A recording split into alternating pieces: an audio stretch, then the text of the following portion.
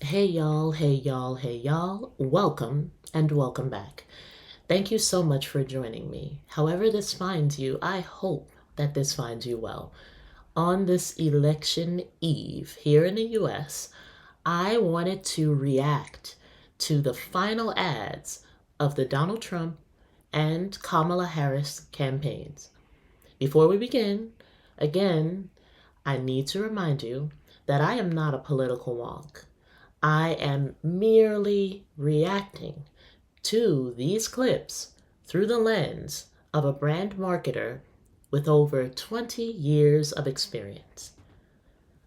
Got it? Good. So, shout out to the New York Times, who can be problematic, but in this instance, shout out to them. They have highlighted the cadences, tone, and tenor of these final ads presented by Donald Trump and Kamala Harris in their closing arguments, if you will, through the lens of their advertisements. Spoiler alert, the differences are clear. Harris leans into economic relief, the way forward, and unity. Trump uses fear-based messaging primarily around immigration and social issues. Let's take a look at some of these ads together. And then, on the back end, I'll come back with my thoughts. 4 years ago, we took a wrong turn and lost our purpose. We lost the strength that makes Americans who we are. If we dared to speak the truth, it was called hate speech, and our values were labeled shameful. That's when everything we care about fell apart. We surrendered our borders, our paychecks, and our courage. Our patriotism was called toxic. Men could beat up women and win medals, but there was no prize for the guy who got up every day to do his job. Now we're being asked to settle for the way things are. And we're wondering if America can make a comeback. We can, because we've done it before. When we get knocked down, we don't stay down, we get up again. We fight, we fight, we fight. This is Bidenomics. Bidenomics. 2/3 of registered voters believe the economy is getting worse. And we are very proud of Bidenomics. The rising gas prices, food prices really wallop the black community. Imagine a mother who's making minimum wage trying to feed children. They're killing us without killing us. That is called Bidenomics. Restoration PAC is responsible for the content of this advertising. As San Francisco DA, liberal Kamala Harris let killers go free. And as California Attorney General, Kamala continued to put criminals first. After a little girl was raped and buried alive, laws were passed to keep sex offenders away from children. Kamala ignored Jessica's law and allowed convicted sex offenders to live near schools and parks. Kamala Harris has always put criminals first. Don't make America her next victim. Make America Great Again, Inc. is responsible for the content of this advertising. They've had 3.5 years to fix the border. Why hasn't she done it? 4 years, radical Kamala Harris created the border crisis. Thousands of accused murderers, rapists, even terrorists pour in. Each crime they commit makes American victims. Innocent victims of Kamala's open border agenda. They were bludgeoned, raped, strangled, stabbed, shot, and murdered. Kamala created the border crisis. She won't fix it now. Make America Great Again, Inc. is responsible for the content of this advertising. In 2016, Donald Trump said he would choose only the best people to work in his White House. Now those people have a warning for America. Trump is not fit to be president again. Here's his vice president. Anyone who puts themselves over the Constitution should never be president of the United States. I cannot in good conscience endorse Donald Trump this year. His defense secretary. Do you think Trump can be trusted with the nation's secrets ever again? No. I mean, it's just irresponsible action that places our service members at risk, places our nation's security at risk. His national security advisor. Donald Trump will cause a lot of damage. The only thing he cares about is Donald Trump. And the nation's former highest-ranking military officer. We don't take an oath to a king or a queen or to a tyrant or a dictator. We don't take an oath to a wannabe dictator. Take it from the people who knew him best. Donald Trump is too big a risk for America. I'm Kamala Harris, and I approve this message.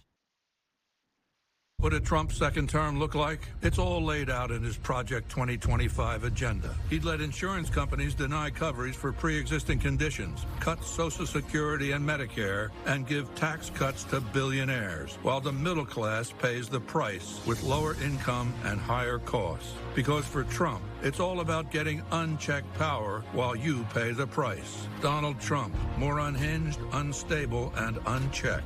I'm Kamala Harris, and I approve this message. When I was 5, I began getting sexually abused by my stepfather, and he got me pregnant when I was 12.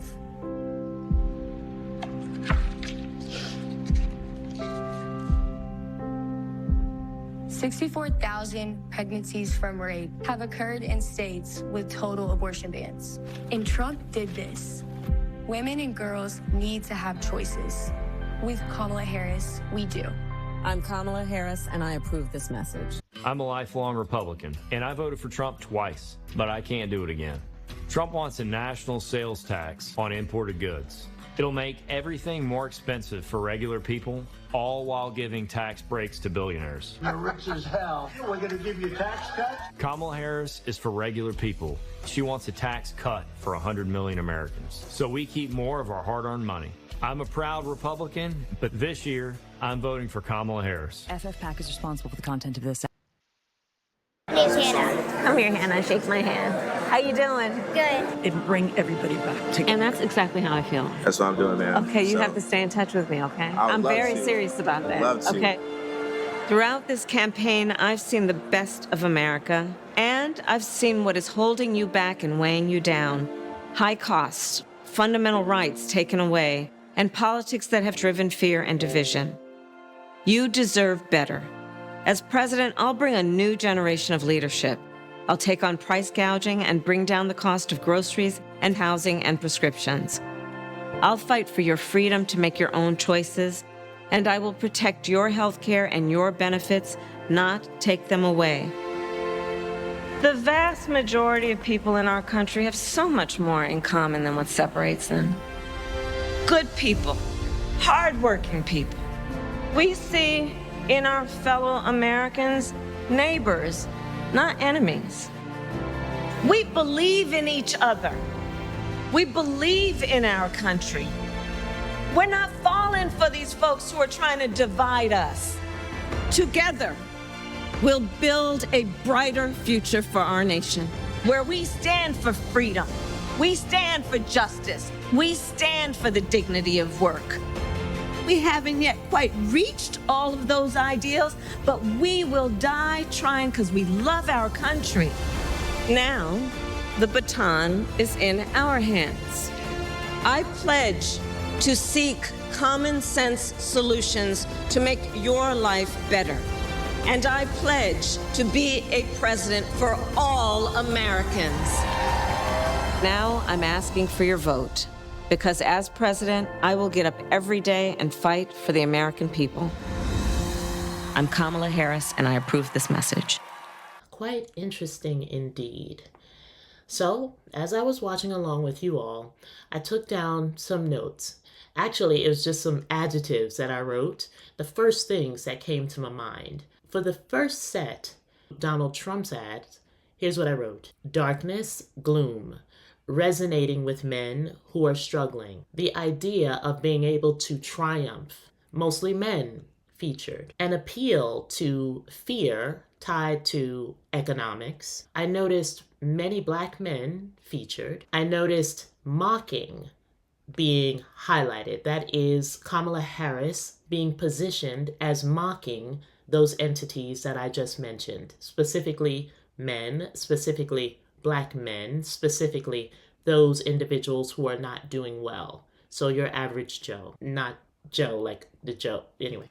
A lot of it was shot in black and white, contrasting color. Men's voices were used for narration. And there was a lot of positioning Kamala Harris as laughing at these individuals. There was a push into crime. I noted, of course, the font styles. Sans serif was used. Again, that casualness, that relatability. is associated with the lack of sans, that is the tails. There was a lot of quick movement, a lot of flashing, and these choices were quite intentional, as stylistically they are used to incite anxiety and fear in those who are taking in the media, the content.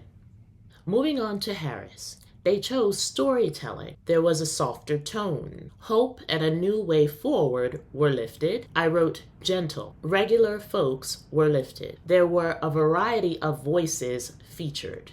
That is, we saw and heard from women, men, everyone. They used a variety of fonts when they were talking about some of the issues or the crimes or the things that Trump has been accused of. They used serifs. You'll remember I mentioned that serifs determine or give a sense of authority. That choice was intentional. You see why I stress? The music, similarly, was somber. The last ad specifically answered the question that many have posed, many have said, that is, we don't know who Harris actually is. She answered that question. She said that over these past few weeks, over these past 100 days, I've gotten to know you. That was intentional. You'll also note that in that final ad, that is in that closing ad, she brought together everything that was pulled from the initial ad, the very first one that I featured from her on this channel. That is the warmness, the sun, the coronas, the filters, the panning around her.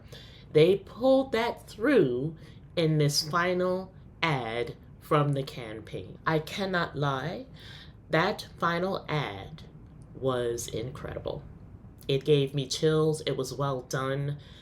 It was the perfect bow to everything that has happened in the past 100 days. Well done. Well, y'all, I'm not on here for a long time because she don't have much time today, but I wanted to share my thoughts around how these two candidates use this media to close the loop on all of the messaging that they have put forward in the past 100 days.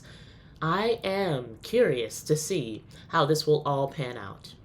In the meantime, thank you so much for joining me. Share this with some of your girlies or your guys. Be sure to like and subscribe. And as always, remember, you are capable of big things. I'll see you next time.